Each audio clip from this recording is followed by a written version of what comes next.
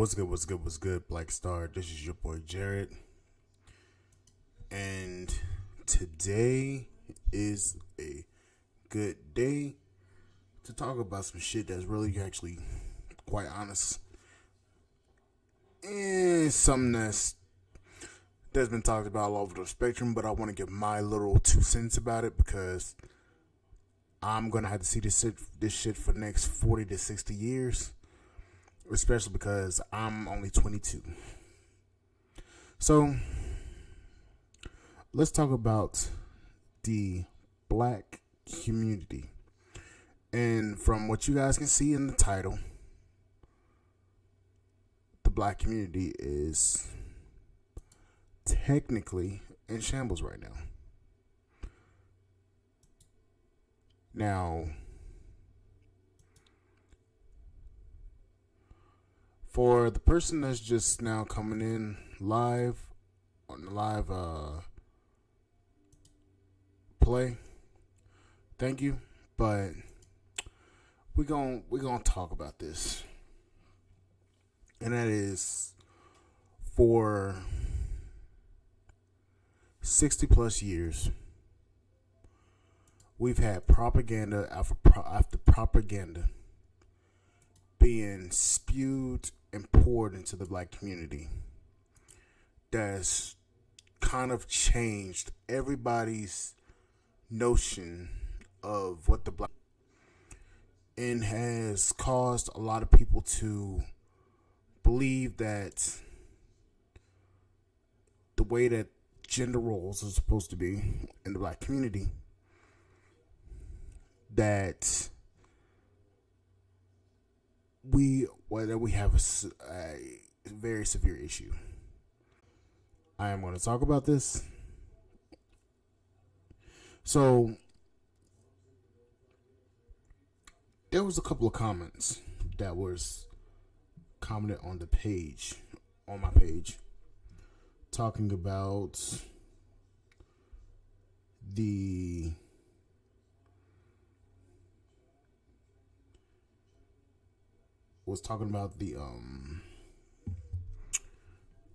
election that happened with Stacey Abrams. And I got a comment from a sister talking about, and this is quote from her: "Baby, hush. We're not following y'all."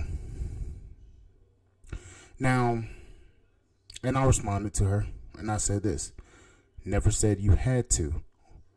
Then I said, look at the state of the black community, and that's all the proof that black women haven't been following anybody but themselves.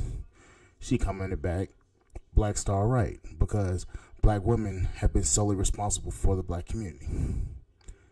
So I said, and look at the state it's in. I'm not blaming black women, but the facts are that under black women, the black community is in a worse off state. Look how black women carry themselves, and look at the education of black boys. Black women have a part in this too. Black men have to step up as well as leaders in the community, but we can't do that without the support of black women. Now, then we had another commenter that I didn't understand at first because I was actually driving at the time. It's just like, this just sounds ignorant, as though black men are the only ones in the black community voting Republican. It's not about Democratic or Republican. It's about voting for what they feel is the best candidate. This gender war situation has just about ran its course.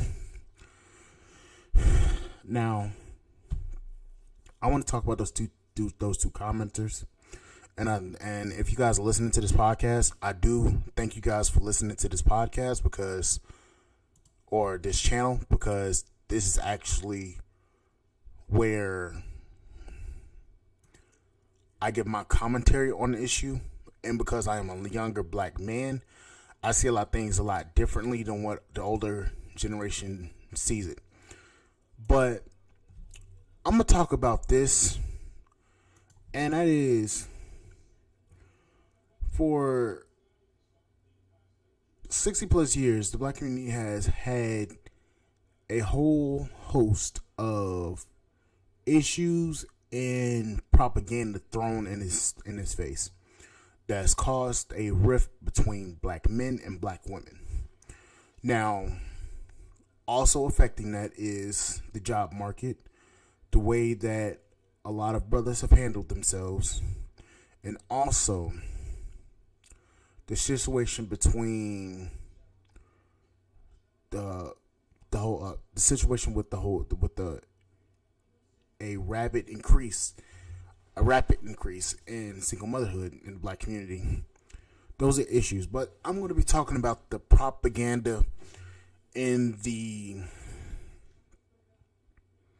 issues as a whole that's happened within our community, and that is politics, feminism, Section 8 housing, and based in my own little 2 cents about a lot of issues. Now, with politics in the church, when I was growing up, I seen politician after politician every election cycle come into my church telling our church goers, both men and women, that what they were going to do for the community. And after said politician has won, or after said politician leaves, the pastor keeps saying, go vote Democrat, do all this, do that. And we've never really given a reason. We were never given a reason to vote Democrat or vote for the Democratic Party. We weren't. So when it came down to it, our preachers basically pushed the propaganda because they were being paid to. Let's be honest. The black church was being paid to promote Democratic politicians. I've seen it when I was younger. I still see it today. Now, you have a bunch of politicians coming into the black community promising just black women in the alphabet community. Shout out to them. You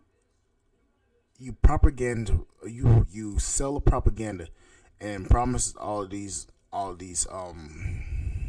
policies, and then once you get in office, you don't do anything. Same thing that we seen with Biden with our vote in this election for the 2020 presidential election. We got him in there, and he even said it. We got him in there, and what did he do? He didn't do anything for the black community. So when he did that, a lot of brothers were turned off. But you had a lot of sisters still saying vote Democrat. So you have that issue. So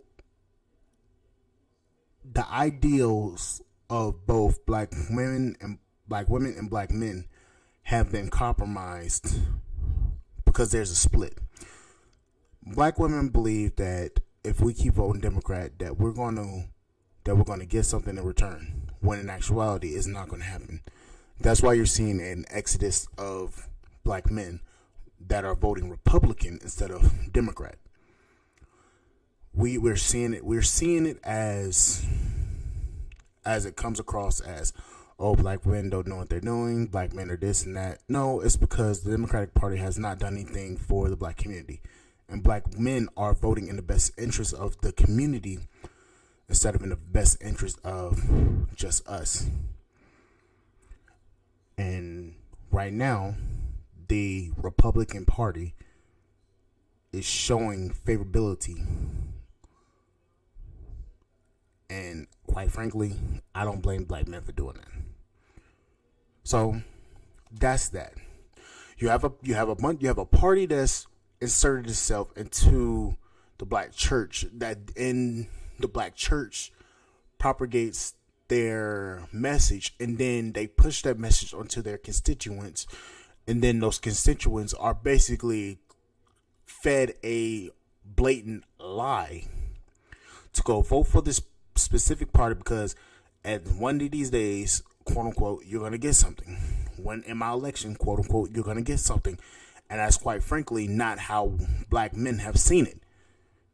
And also, black men are not getting anything in return when it comes to the Democratic Party.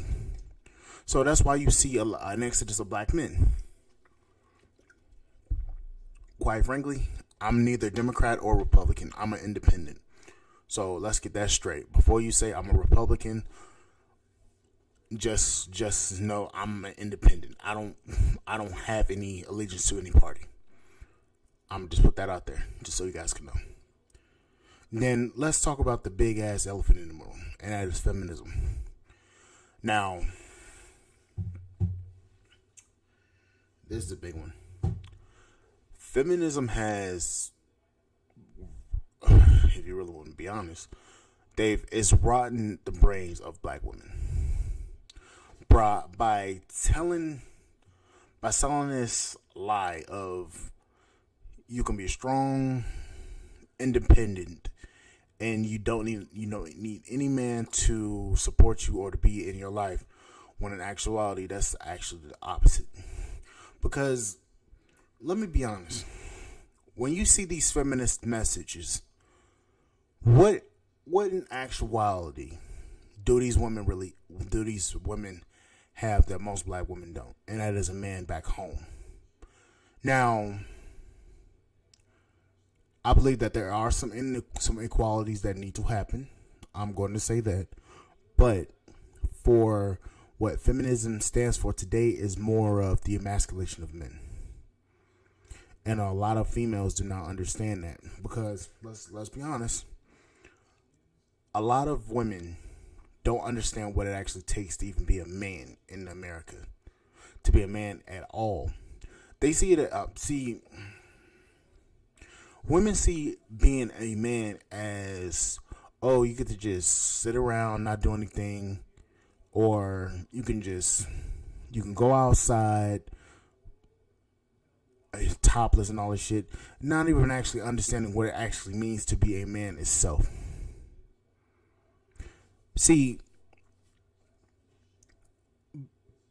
especially as a black man, being a black man in America, I have to worry about going outside and getting shot. I have to worry about every day, am I going to come back home alive? Am I going to be mistook for a criminal? Or am I going to be targeted because of a quota? And a lot of black women do not understand that as a black man in America, I have to worry about my life constantly on a daily basis. And that shit drives men crazy. I shouldn't have to walk outside, worry about getting pulled over by a cop, mistaken as a criminal, or mistook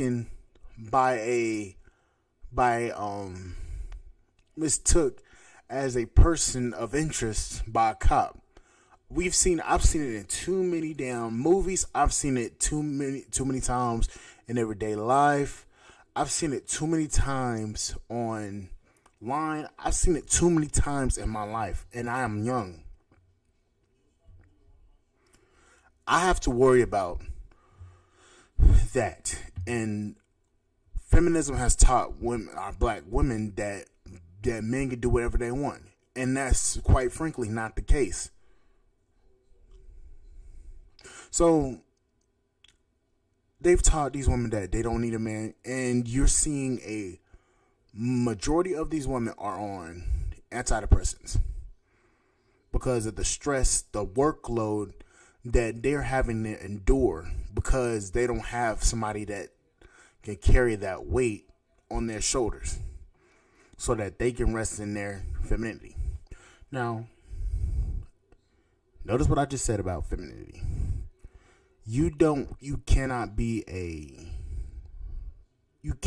Femininity cannot be turned on and off. It's how you're raised. So don't mistake me for that. But in general, these women are not taught to be feminine. So you have that, and then you have the politics in the church, and you have Section 8. Section 8 is the government. You have government policies that are aimed at keeping black men out of the damn house. Now I'm about to really get into it because quite frankly, I'm holding back some shit. And I'm gonna be honest with you, I was holding back. Now, with everything that's happened in America, everything that's happened, there was one comment that stood out. And it is by a brother, I'm guessing, Polo Funk. Clean ass fucking name. I ain't gonna fucking lie. That shit clean as hell. But he said this: the white man couldn't have picked a better race of people to make slaves. That one got it. That one inspired this string. So, Polo Funk, thank you, brother, for inspiring the string. Now, let's get into this one. There is a extreme power to be had keeping the black community apart. So we see in all these different channels aimed at bigging up black women and bigging up black men. Talk about you need to conquer, and these nakers are conquered and all this bullshit. So you know the channels I'm talking about. So let's be honest. There was a power 200 years ago, and it still is today. There's a power in keeping the black community apart. Because let's be honest, when it comes down to it, we've seen time and time again that when black folks build, it gets torn down and burnt to the damn ground. It gets burnt to a crisp. We've seen it with Black Wall Street in the 20s, and we've seen it in black cities like Detroit. There's a power in keeping us apart, because if we stay apart, that means that you heard the term of divide and conquer. We're divided and we're conquered as a whole group.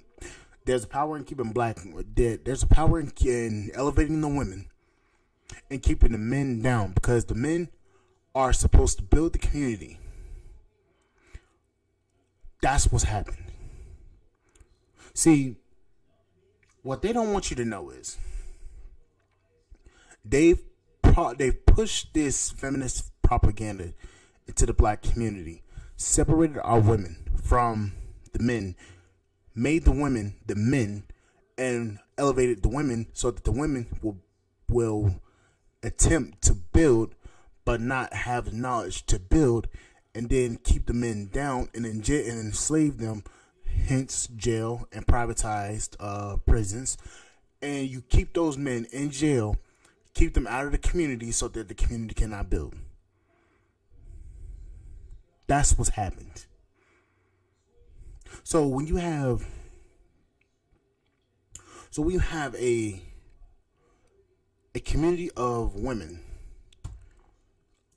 that's been masculinized, you cannot build with them. So what happens? The community fails. The community falters. The community dies. That's what happens. That's what we're seeing right now. You can't tell me that's not happening. I've seen it too much.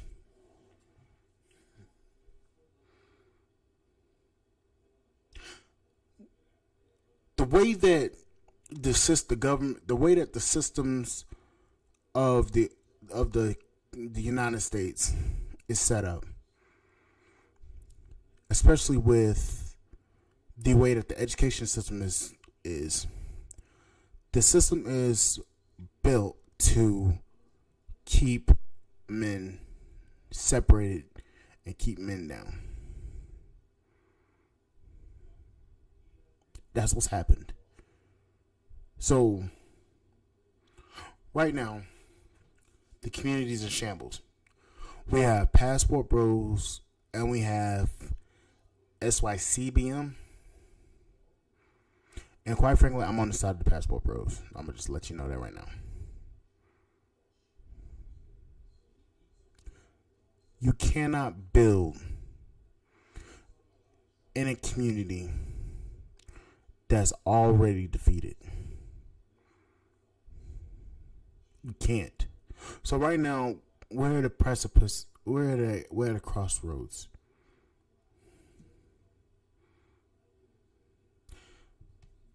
Of destruction and building. And right now we're on the road of destruction. We have black men that are uneducated, very feminized, very unmotivated, and very nonchalant and very uneducated about the situation of what's going on. And then you have black women degrading themselves from doing online content and twerking in the streets. We have educated black women that are seen from all sides of the spectrum as the hoes. We can't tell the professionals from the city girls. So you can't build with those type of women. So you have that. And then you have a large majority of them as single mothers. And then they are extremely masculine. See, what feminism didn't tell a lot of women was that after equality, quote unquote equality, is achieved, what is next? See, there was no end game to to feminism. There was never an end game. The only end game was to keep propagating, to keep promoting, to keep coming up with all sorts of different injustices to keep the movement going. Now, I don't think that this is my thoughts.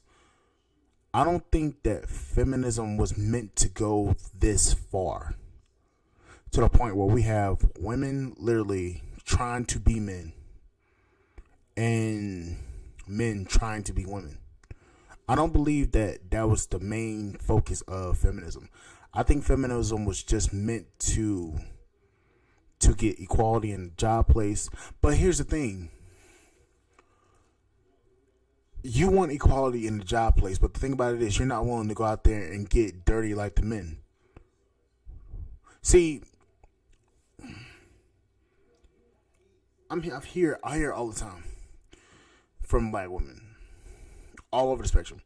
I want to be the boss. I want to be this, and I want to be that. But the thing about it is, you've never done the hard labor. You've never done any of the hard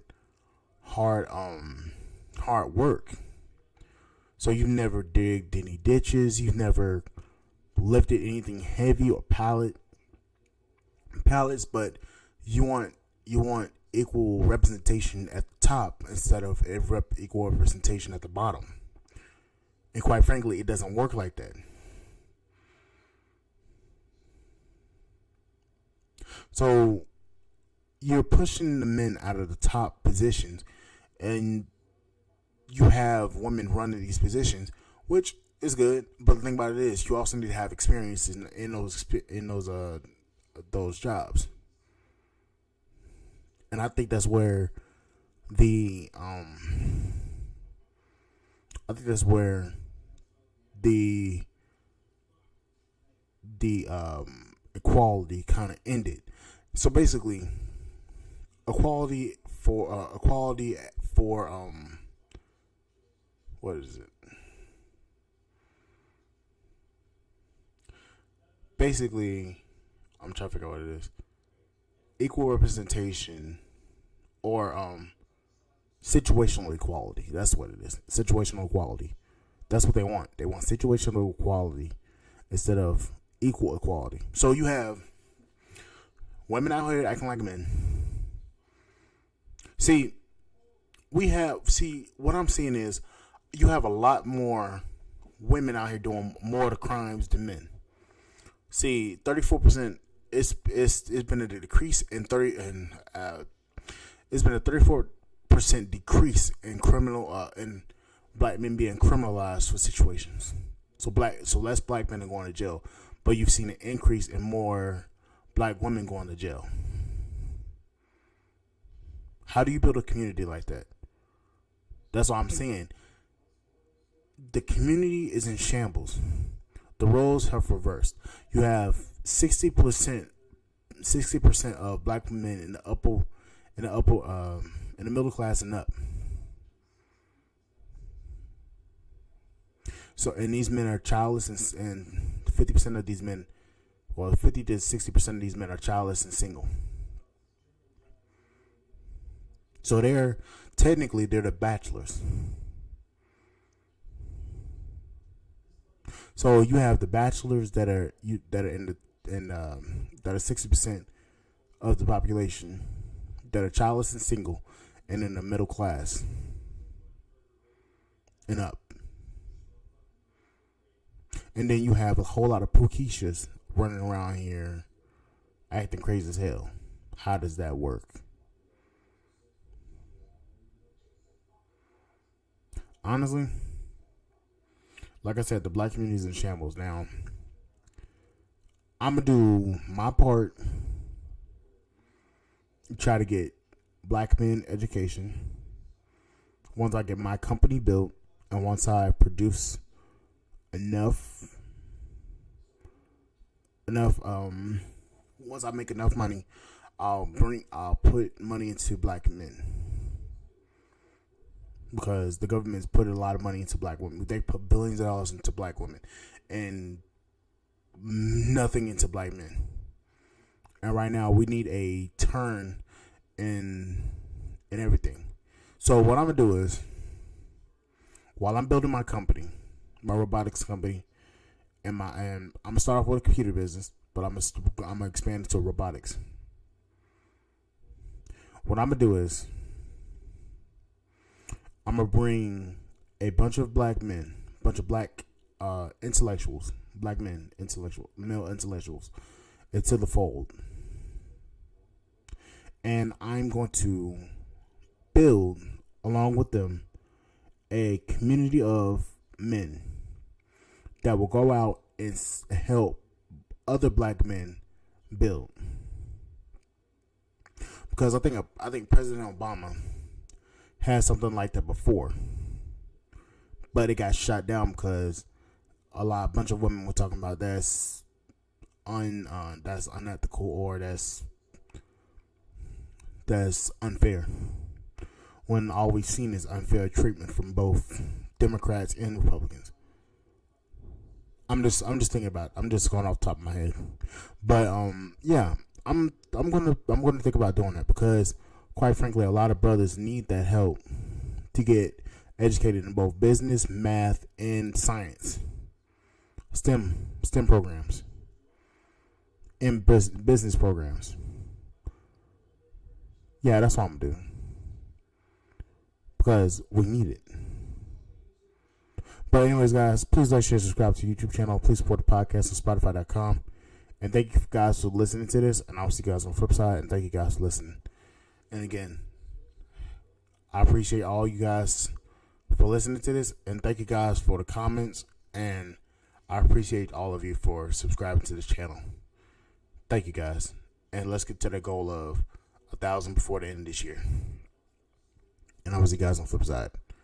Thank you guys.